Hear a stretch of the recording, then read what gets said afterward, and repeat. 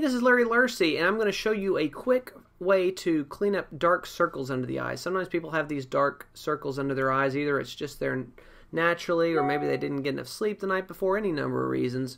The good news is it's really easy to clean it up and make it look nice.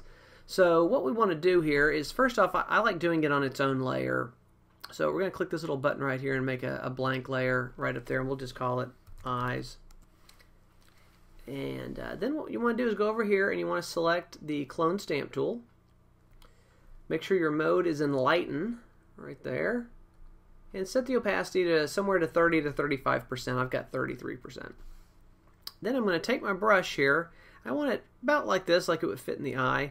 And we're going to basically just try and clone out this dark area using this lighter area right below it. So I'm going to hit the Option or the Alt key right over here. Drag across. Maybe do one more pass from here. Just like that. And we'll go to this side, click here, swipe across here. Just like that. They're still there, but we've taken them down a whole bunch. You can even make a brush just a touch bigger.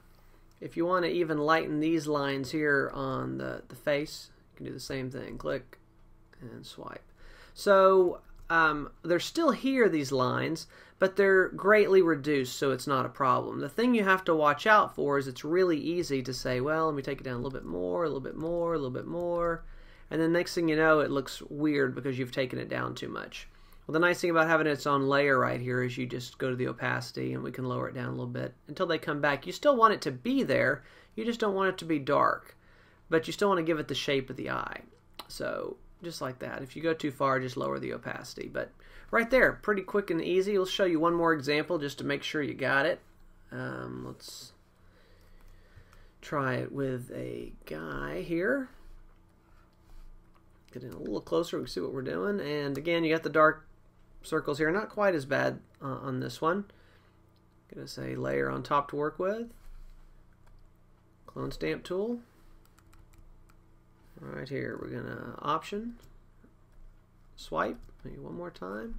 Same thing over here, get that area. Just like that. From that to that. If you decide you want to bring a little back, lower the opacity down just a touch. But you can see right there, the before and after.